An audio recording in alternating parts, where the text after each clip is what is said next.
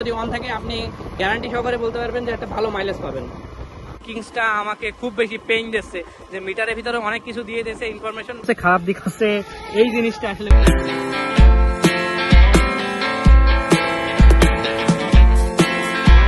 125 সিসির ভিতরে একটা সময় ডিসকভার 125 ছিল সবচেয়ে বেশি সেলকৃত বাইক, যেটা কিনা এখনো পর্যন্ত রাজত্ব করে যাচ্ছে। আর এটার সেল এখনো পর্যন্ত কমেনি, কিন্তু তবুও 125 সিসিতে আরো কিছু বাইক আসছে। এসপি 125 যেটা কিনা ডিসকভার 125 এর পরে সবচেয়ে বেশি সেলকৃত বাইক বলা যায়, যে অনেক বেশি সেল হয় এসপি 125 এর।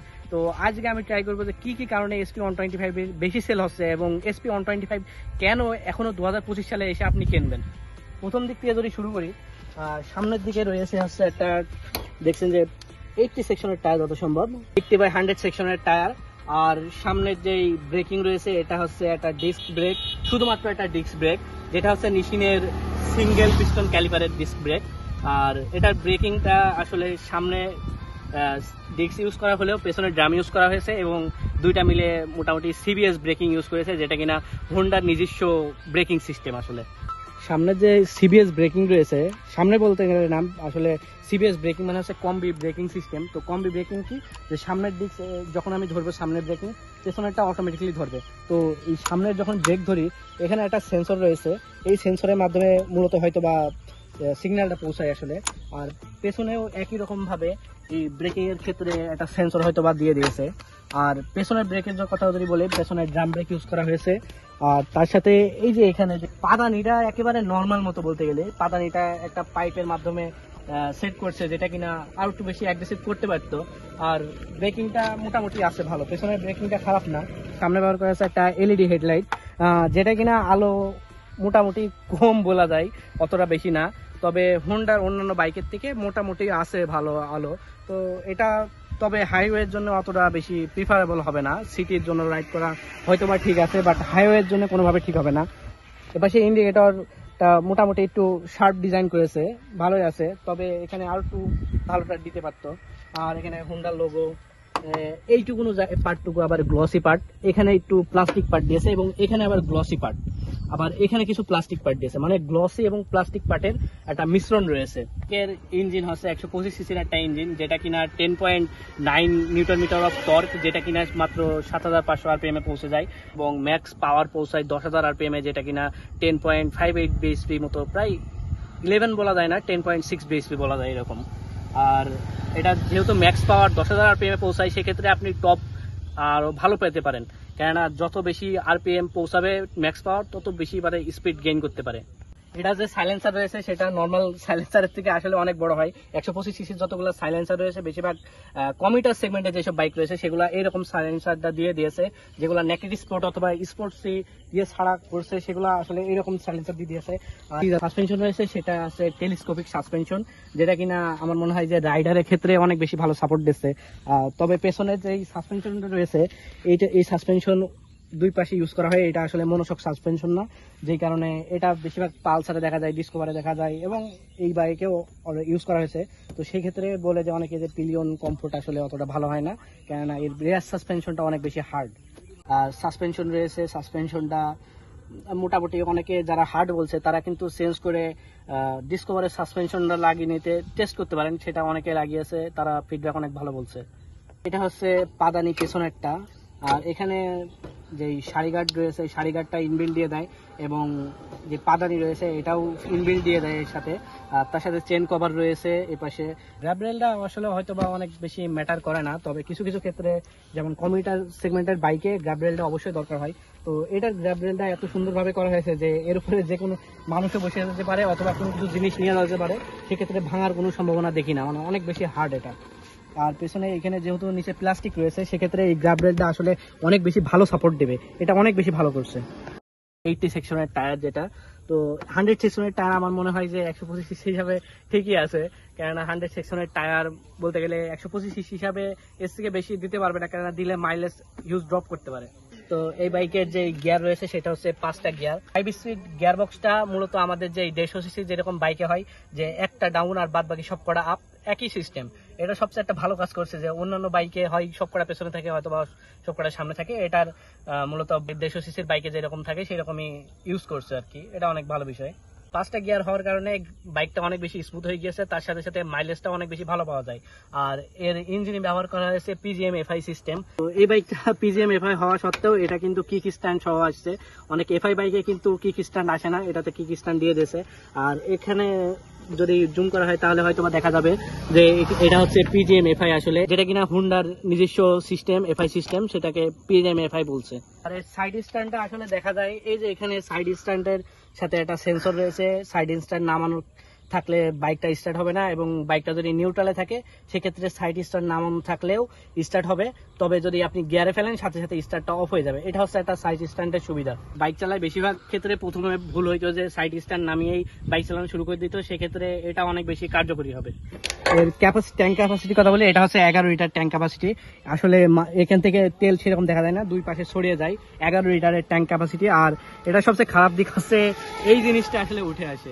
এই জিনিসটা উঠে আসা আসলে ঠিক না, কেননা এটা অনেক সময় পড়ে যায়, আঘাত হতে পারে। তার সাথে সাথে এটা লাগানো অনেক বেশি কষ্টকর।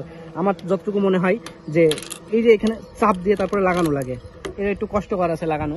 আর এর কারণে হয়তো বা এই পাশে কিছু জায়গা রয়েছে যে কারণে জং পড়ার একটা সম্ভাবনা দেখা যেতে পারে।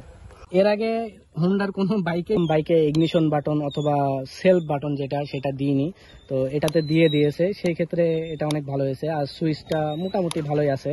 আর এখানে যদি সুইচের কথা বলি, এটা লাগাই নিছে আলাদাভাবে। আর এইখানে আছে ইন্ডিকেটর সুইচ, এখানে হর্নের সুইচ, এবং এই পাশে হচ্ছে হাই বিম লো বিমের সুইচ রয়েছে, এবং অথবা পাসের সুইচ। এটা হয়তো বা বেশি হার্ড অথবা বেশি সফট এরকম কিছুই মনে হবে না। ক্লাসটা মডারেট আছে, যেরকম নর্মালি থাকে সেই রকমই। তবে আমার মনে হয় যে কেউ টাইট করে নিলে নিতে পারে, তবে ক্লাসটা উচিত হচ্ছে এইটুকুনো পরিমাণে কিছুটা হয়তো বা ফাঁকা রাখা, যেটা কিনা ক্লাসের জন্য অবশ্যই ভালো।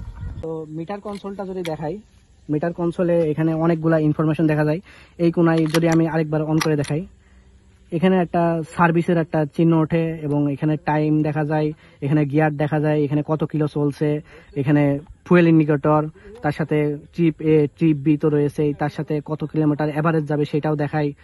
এভারেজ হচ্ছে 76 কিলোমিটার লিটার দিচ্ছে পার, সেটাও দেখা যাচ্ছে। মাইলেজ কত দিচ্ছে, এবং ফুয়েলে আপনার কত দূর যাবে, যে 643 কিলোমিটার রেঞ্জ, যেটা রেঞ্জ সেটা হচ্ছে আপনার তেল কতটুকু রয়েছে সেই অনুযায়ী কতটুকু যাবে সেটাও দেখিয়ে দেবে। এখানে উপরের দিকে হচ্ছে সাইড স্ট্যান্ড রয়েছে, এখানে হচ্ছে হাই বিম লো বিম এবং নিউট্রাল দেখা যায়, এখানে ইগনিশন রয়েছে। এবং যদি আমি দেখাই স্টার্ট করে, তাহলে সবগুলো একসাথে দেখানো হয়তো বা পসিবল হতে পারে।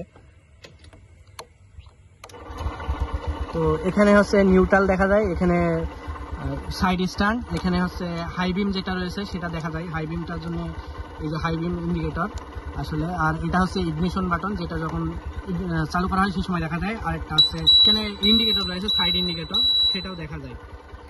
এই ছিল মিটারে। SP125 আসলে অনেক কটা কালারে আসে, তার ভিতরে এইটা একটা আমার অনেক বেশি পছন্দের একটা বাইক। তো এই কালারটা আমার অনেক বেশি ভালো লাগে, যেটা কিনা এখানে বেগুনি কালারের সাথে একটা নিয়ন কালারের একটা সংমিশ্রণ বলা যায়, যে এখানে নিয়ন কালারের স্টিকার দিয়ে দিয়েছে, আর এখানে অনেকটা বেগুনি কালার বলা যায়, ডিপ, অনেক বেশি ডিপ নীল অথবা বেগুনি এরকম ইউজ করা হয়েছে, যেটা কিনা অনেক ভালো কালার বলা যায়। আর রেড কালার রয়েছে, তারপরে এই কালারটা রয়েছে, এর সাথে সাথে আরো কয়েকটা কালার রয়েছে। সেই কালারগুলো প্রত্যেকটাই ভালো, যেটা আপনার পছন্দ হয় সেটা আপনি নিতে পারেন। আর এটার যে মিরর রয়েছে, এই মিররটা দেখার মতো বলতে গেলে, যে মিররটা হুন্ডার যেসব বাইক রয়েছে অন্যান্য সেসব বাইকের সাথে কম্পারেবল, যেমন হর্নেট কি এক্স ব্লেড সবকটাই প্রায় সেম মিররই ইউজ করা হয়েছে। মিররটা একই রকম প্রায় সবকটাই। সেগমেন্টের বাইকে একটু হাইট, সিট হাইট একটু বেশি হয় বলতে গেলে, যে আপনি যদি 6 ফিট হাইট হয় সেক্ষেত্রে হয়তো বা অনেক ভালোভাবে হ্যান্ডেল করা যায়। আর আমি হচ্ছে 5 ফুট 6 থেকে 7 ইঞ্চি হবে এরকম। তো আমি দেখাই আমার দুই পা থাকে অনেকটা এরকম থাকছে, যে পায়ের এইটুকু পড়ছে, বাট পেছনের দিকে ভালো করে দিতে পারছি না।